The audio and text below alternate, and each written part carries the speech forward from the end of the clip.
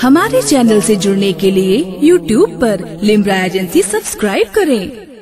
अल्हम्दुलिल्लाहि रब्बिल आलमीन वलाक़िबतुल मुत्तक़ीन वस्सलातु वस्सलामु अला रसूलिहिल करीम अम्मा बाद फ़अऊज़ु बिल्लाहि मिनश शैतानिर रजीम बिस्मिल्लाहिर रहमानिर रहीम या अय्युहल्लज़ीना आमनुत्तक़ुल्लाह वक़ूलू क़ौलन सदीदा सदक़ल्लाहु मौलाना अज़ीम वबल्लगना रसूलुहुन नबियुल अमीनुल करीम व नहनु अला ज़ालिका लमिनश शाहिदीन वश्शाकिरीन फल्हम्दुलिल्लाहि रब्बिल आलमीन। अज़ीज़ान मिल्लत इस्लामिया, अभी नाज़िम इजलास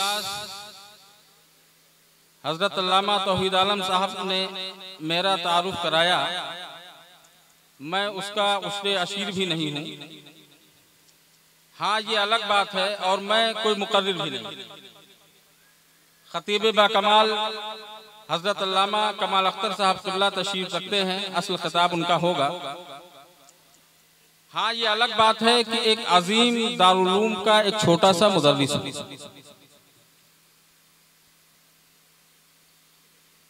डॉक्टर इकबाल कहते हैं कि मोहम्मद से वफा तूने तो हम तेरे हैं,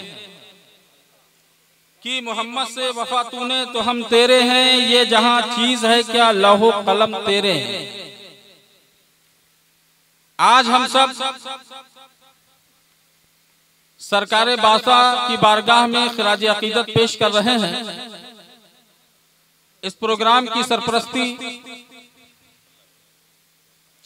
नमूने असलाफ हजरत शाह मोहम्मद उमर अहमद जिलानी साहब क़िबला सज्जादा नशीन खानकाह रज़ाक़िया बासा शरीफ फरमा रहे हैं। आप सब यहाँ हाजिर आए हैं, लेकिन आखिर हमारा और आपका इस खानकाह से रिश्ता क्या है? या कोई शख्स किसी भी खानकाह में अपने हाथ को देता है, वहां से बैत होता, वहां जाकर के बैत होता है, मुरीद होता है। आखिर किन चीजों का अहद व पैमान करता है? क्या सिर्फ नारा लगाने के लिए हम और आप वहां अहद व पैमान करते हैं कि हम नारे खूब लगाएंगे, या हम सिर्फ ये अहद व पैमान करते हैं कि हम आपके नाम पर झगड़े खूब करेंगे कि हमारे पीर साहब हैं, अगर कुछ जरा सा कह दिया, चाहे वो कमी उनके अंदर पाई ही जाती हो, फिर भी हम लड़ जाएंगे। शरीयत के खिलाफ अगर पीर साहब कोई काम कर रहे हैं और किसी ने टोक दिया, किसी आलिम ने तो कहा नहीं मौलाना साहब आप नहीं जानते, पीर साहब है ना, तरीकत की लाइन अलग है। अरे मियाँ, पहले शरीयत है, उसके बाद तरीकत। बगैर शरीयत के कोई तरीकत नहीं। क्या यही आप अहद व पैमान करते हैं? नहीं, बल्कि अहद व पैमान क्या करते हैं कि एक खुदा पर ईमान रखते हैं हम, तो उसके इबादत भी करेंगे। अल्लाह के रसूल सल्लल्लाहु अलैहि वसल्लम की ज़ात अक़दस पर हम ईमान रखते हैं, तो उनके बताए हुए उसूलों पर, उनके बताए हुए कवानीन की पाबंदी भी करेंगे। अल्लाह के रसूल सबसे कीमती तोहफा जो हमारे और आपके लिए लेकर के आए हैं, उसकी हम हिफाजत भी करेंगे। और वो सबसे कीमती तोहफा है क्या? वो है नमाज। रोज़ महशर की जा गुदाज बुअत अव्वली पुरसिश नमाज। आप जिनकी बारगाह में हाजिरी की सआदत हासिल कर रहे हैं, अगर उनकी बारगाह में अगर वो कान आपके पास मौजूद हो और वो आंखें मौजूद हो, तो अगर आंखें नहीं वो कान मौजूद हो और आप सवाल करें कि सरकार हम आपकी बारगाह में आए हैं, लेकिन हमने फर्ज नमाज नहीं पढ़ी है, मगर लाइन लगाए हुए हैं आपकी बारगाह में हाजिरी देने के लिए, तो जरूर आवाज आएगी कि नादान, पहले रब की बारगाह में अपनी पेशानी को झुका और फर्ज नमाज अदा कर, उसके बाद मेरी कब्र पर हाजिरी दे, तब मैं तुझे फैज से नमाज दूंगा। हमारी कौम किस जानिब जा रही है? वो ये समझती है कि हमने एक बुजुर्ग के मजार पर हाजिरी दे दी, गोया अब न हमें ईशा की नमाज पढ़नी है, पढ़ने से मतलब है, और न फज्र।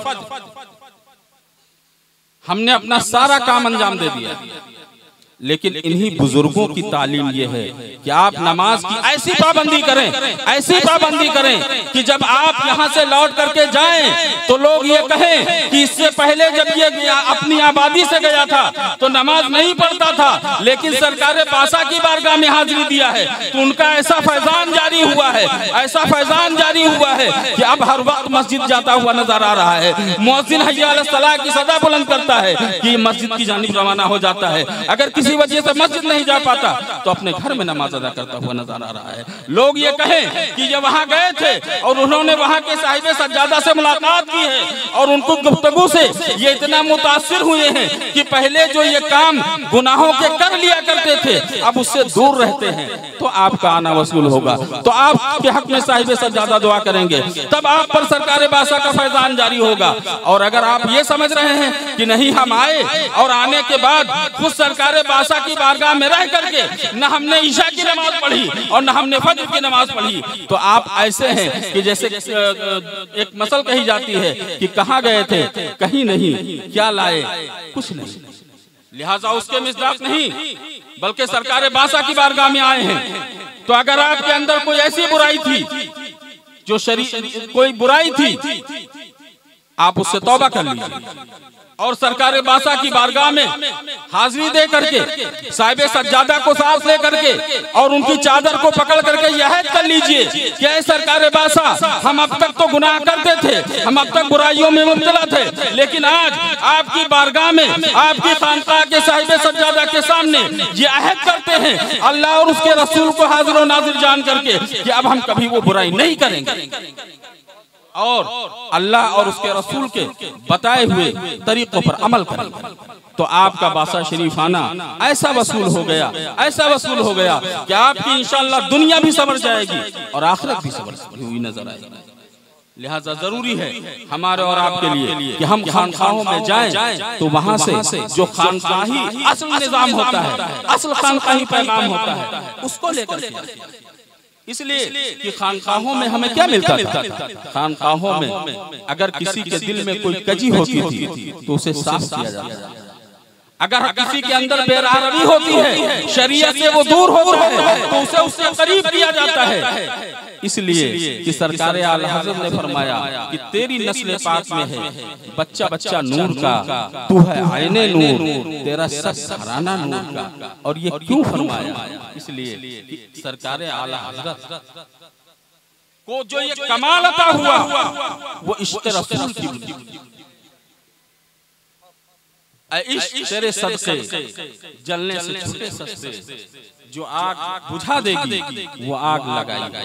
और एक दूसरे मकाम पर इरशाद फरमाते हैं कि जानो दिल होशो खिरत सब तो मदीने पहुंचे, तुम नहीं चलते रजा सारा तो सामान गया। जब इंसान इस मंजिल को पहुंच जाता है इश्क़ रसूल में तो अल्लाह रब्बुल इज्जत उसे अपने हबीब के इश्क़ सदक़े में वो उरूज अता फरमाता है कि जिससे कभी ज़वाल नहीं होता है। अज़ीज़ान मिल्लत इस्लामिया, इमाम अहले सुन्नत ने जो पैगाम हमें दिया है बुजुर्गों के आस्ताने पर हाजिरी देने का, उस पैगाम पर अमल करते हुए अगर हम बुजुर्गों के आस्ताने पर हाजिरी देंगे तो जरूर हमें फैज़ मिलेगा और हम उनके फैज़ान से माला माल होते हुए नजर आएंगे। मैं अपनी गुफ्तगू को इन्हीं चंद बातों पर खत्म करता हूँ, क्योंकि असल खिताब हजरत अल्लामा मुफ्ती कमाल अख्तर साहब का होना है। मैं तो बस हजरत के हुक्म पर हाजिर हो गया था। हम सब मिल करके पढ़ लें अस्तग़फिरुल्लाह रब्बी मिन कुल्ली ज़ंबि व अतूबु इलैहि ला इलाहा इल्लल्लाहु मुहम्मदुर रसूलुल्लाह व आखिरु दावाना अल्हम्दुलिल्लाहि रब्बिल आलमीन। अस्सलामु अलैकुम।